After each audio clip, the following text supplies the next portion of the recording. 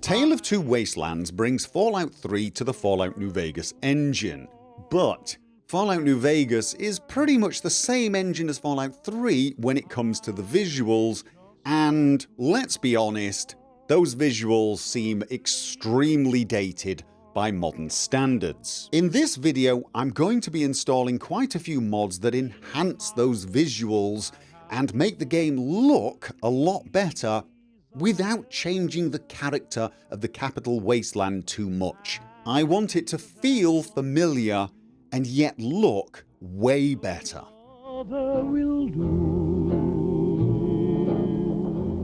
This video is for people who have already installed Tale of Two Wastelands and its required mods. I will also be assuming you did this with the help of a mod manager. I will be using Vortex in this video, and you have a reasonable understanding of the modding process for Fallout New Vegas. If none of that is true, I do have videos that can help you out. Please find links down below in the description.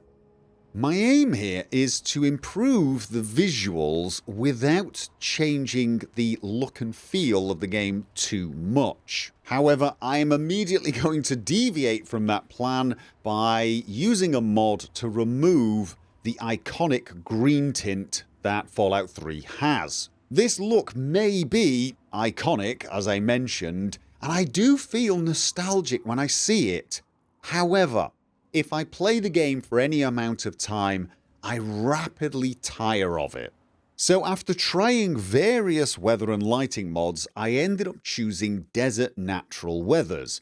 This mod does remove that tint, but it doesn't change the game too much in that it doesn't make the game feel vibrant or colourful. It doesn't make the capital wasteland feel warm. It still feels cold and bleak, just slightly less green and sickly. It also makes the nights a little darker, and you will need to use your Pip-Boy light or perhaps use something like a night vision mod if you want to travel around at night. Otherwise, creatures will have an easier time ambushing you.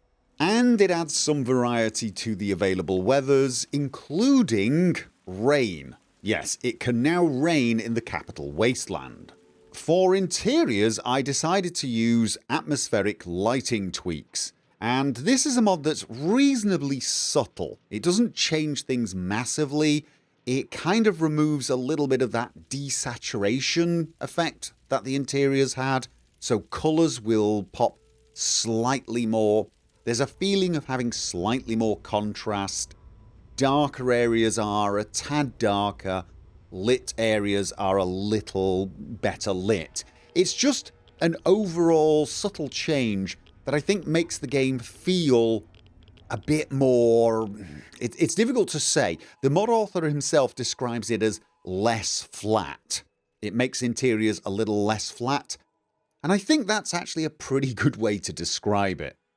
The next thing I decided to tackle were the textures. Now, the textures in Fallout 3 are notoriously low quality, especially by modern standards.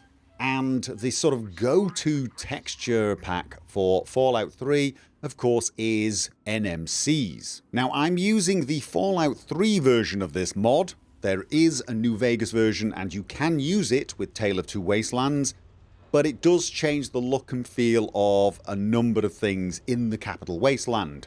You can use both of them together, however I had issues doing that, so I just stuck with the Fallout 3 texture pack, and honestly that was good enough for me. At least as long as I'm playing in the capital wasteland. There are in fact there are actually 4 versions of this mod. There is the large version, which is the one I ended up using, but there's also a maximum version that has even higher resolution textures. Well, specifically it's the normal maps. There is a light version of the mod that actually has textures that are the same size as the vanilla textures, and yet are actually noticeably better. So it's still worth using, even if you have to use the light version because your system can't quite handle the higher resolution textures. And there is a performance version that's sort of a mix of the 3 main packs. Which would I recommend you use? I would probably recommend the large pack for most people, the light pack if you are on a very old system that can't handle the increased texture resolution, but you do want an improvement, and the maximum, really, I would only recommend that for people who like to get very close to objects and inspect them and are on a decent resolution, because genuinely I rarely notice the difference between large and maximum when I'm playing normally. Now, NMC's texture pack does change the look and feel of the game in certain places. Many of the changes are very hard to spot, and honestly you probably wouldn't notice them unless you're looking at side-by-side comparisons. But there are a few places where the difference is more pronounced, and you will see it. An example of that is roads and rocks. With NMCs, they are noticeably darker than the vanilla roads and rocks, and it does change the overall feel of the landscape. So I looked around for mods that would change the rocks and the roads, and I found quite a few, but honestly the one that impressed me the most was a mod called Legacy Reborn Texture Pack. This is a New Vegas mod, and it aims to overhaul all of the landscape textures, but it tries to keep the vanilla essence, so it doesn't change things too much. What I will point out is it tries to keep the vanilla essence of the New Vegas textures, so there are some differences. However, the rocks and the roads, they genuinely felt very similar, at least in sort of coloration, to the vanilla rocks and roads. Unfortunately, many of the textures really don't match the vanilla capital Wasteland. The ground can often seem too sandy and too fine, too bright when compared to the vanilla capital Wasteland. That shouldn't come as much of a surprise because of course New Vegas is set in a desert. Luckily you can mix and match these textures, and you can do that from most modern mod managers. So what I ended up doing was installing NMCs on top of the Legacy Reborn texture pack, and then individually picking certain textures, the roads and the rocks, and bringing them back to the front for Legacy Reborn. And the effect is actually pretty good.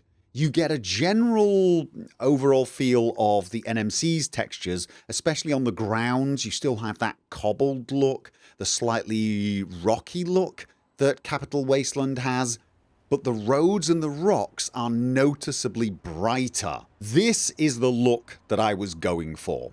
Now, you will have to do a little bit of messing around in your mod manager if you are not using the collection that I'm setting up for this video. If you are using that collection, it will handle this all automatically for you now. Vortex actually has a feature that will remember the exact settings that I chose when setting up the collection, which is actually very, very useful. However, this is a work in progress. I've tried to find all of the textures that are appropriate for the roads and for the rocks, but as I'm playing through, I may find some other textures that I need to tweak, bring back or forth, and I'll update the collection as appropriate. And you know what? If you find a texture you think should be changed, contact me. Leave a message on the collection page and I will look into that. There are two other areas where I did notice that NMCs changed the look and feel of the game quite noticeably. One of those was at Rivet City, where the carrier is noticeably more rusty. It is a lot browner, but I actually quite like that effect, so I didn't really have a problem with it. But the same is true over in Megaton. Now, I'm not saying it's a bad look or even an unrealistic look, because perhaps everything would be that rusty, but it does change the look and feel of Megaton quite dramatically. It becomes very, very brown. And, you know, I sort of prefer the original look. Luckily, there is a mod called Megaton Redone Texture Pack, and this is a Fallout 3 specific texture mod, and It essentially replaces all of the textures in Megaton with higher detailed, higher resolution versions of those textures, but it keeps the original style, the original look and feel, and I think it does a brilliant job.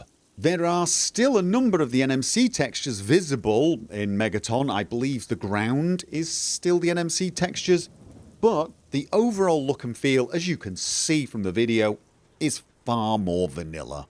Now these 3 texture packs cover a lot of the textures you're going to be looking at in game, and honestly the effect of these 3 alone is pretty amazing. But you will be discovering objects as you go where the textures are noticeably lower quality, and there are plenty of mods out there that will change them for you. Ones that will add better textures on meds, for example, or food, on other junk, etc, etc. And whilst I may add some of those mods to the collection at a later date as I discover them, there are 2 mods that I'm installing right now because they cover textures that you will be staring at very closely. One of the objects you will spend a lot of time looking at closely is of course the Pip-Boy, and the vanilla texture is pretty bad. There are loads of great Pip-Boy retexture mods, but in the end I decided to use Pip-Boy 3000 HD retexture because it really does feel like a higher definition version of the vanilla texture. They look, well, almost identical except for one being noticeably higher quality. So that's the one I ended up going for. Of course, the other thing you're going to spend a lot of time looking at is the lock and the lockpick every time you want to get into a container or go through a door. And again, that texture's pretty low quality. The mod I ended up going with is the Elegant Lockpick Retexture mod. It does change the feel from the vanilla look, but honestly, this is one of those areas I don't care much. It's an improvement, and I like it. Now the collection of mods that I'm putting together here does contain a number of visual fixes. Things like the high resolution water fog. This mod basically fixes the terrible aliasing you will see with objects that are underwater. There's the Pip-Boy light flicker fix, which will get rid of that odd flicker that you might see if you open your Pip-Boy whilst the Pip-Boy light is on. It's a small thing, it really is, but this mod will just get rid of that.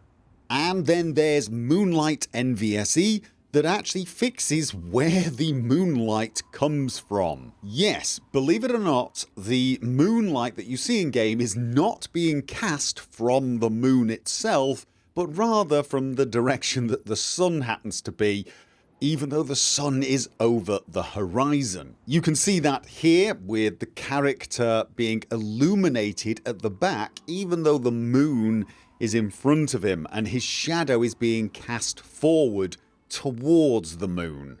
But now you can see the effect with MoonlightNVSE enabled, and the moonlight is now clearly coming from the moon. The shadow is falling away from the moon. It's quite possibly something you've never noticed before, but you'll have a hard time not seeing it now that someone's pointed it out to you. So, you know, you're welcome for that. And I may add more little fixes to the collection as time goes by. I'm also going to be adding Dynavision 3 as an optional mod to this collection. This is a mod I actually helped create along with a number of other mod authors, and it's a sort of overall visual enhancement mod that adds new things, new features like dynamic depth of field or film grain, but it also adds the ability to control a lot of things like lighting, saturation, contrast, and lets you tweak the image to your own needs. So for example, if you think that some of the mods have made the game a tad too dark for you, you will be able to increase the brightness. You can add a few lighting filters to really make the lights pop. You can play around with it and see for yourself. I've actually made a full video giving a detailed breakdown of all of the things you can find with that mod. Now, before we look at the collection, I just want to point out that this collection could change over time, so don't be too surprised if the mods you see in the collection now don't exactly match the ones that are in this video. if the collection changes enough that it requires a new video, I will upload that and link that to the collection page instead. The first 3 mods listed in the collection are just essential mods used by some of the other mods, and they're probably mods most of you've already got installed. Don't worry about that. I know some people get a little uncomfortable if they have a collection that contains mods that they've already got installed. It won't be a problem. It doesn't install them twice. It's just there to ensure you have the requirements. At the time of making this video, all of the mods are found on the Nexus, either the Fallout 3 Nexus or the Fallout New Vegas Nexus. And that means this collection will be trivially easy to install. There's no extra steps.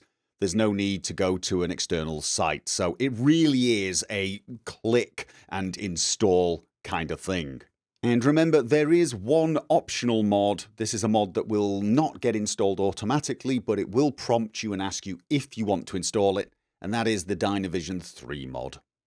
If you're going to manually install all of these mods rather than use the collection, and you want to know the list of mods I'm currently recommending, go along to the collection page itself, go to the Mods tab, and you will see a full list of all of the mods. You can go along to each mod, hover over it, and then click on Read More to get to the mod page. If you're not using the collection, you are going to have to resolve file conflicts yourself. And I'm going to start with NMCs texture pack. There is a patch for it, and that needs to load after the main NMC texture pack, whichever one you happen to be using. The Megaton redone texture pack also needs to load after NMCs, and if you're using the higher resolution normal maps for that mod, you will have to load that after both the main Megaton redone texture pack mod and NMC's texture pack. For the Legacy Reborn texture pack that I'm using to replace rocks and roads, you're going to have to do a little more work to get this set up exactly as I'm setting it up. But to start with, you will need to place it before NMC's texture pack. So NMC will win pretty much by default. If you're using, and you should be using, the hotfix, this will obviously load after the main Legacy Reborn mod. To make the roads and rocks appear in game from this mod, if you're using Vortex, you go along to the dependencies and you find where it's loading before NMC's textures, click on where it says there are 127 conflicting files, scroll down to the bottom and hit Edit Individual Files. You can also, if you've already done this and you see the exclamation mark, click on that. Once here, you will have to decide which mod wins the conflict. In this particular case, the conflict is between the hotfix and the main mod, so you can leave that as is. What you're looking for are road textures and the rock textures. And once you find the required textures, you just click on this drop-down menu and choose which of the mods should win the conflict. And if you've set it so that NMCs loads after the Legacy Reborn mod, it will default to NMCs winning the conflict. You will need to change this to Legacy Reborn so that this texture is shown in game. To get it to look exactly as it looks in my game, you will have to repeat this for all of these road textures here. Plus, if I scroll down, there are some rocks that need to be changed there. Some more rocks in this section and a few road textures. I actually left the guardrail as NMCs because I preferred NMC's guardrail. Those are the little metal guardrails alongside roads.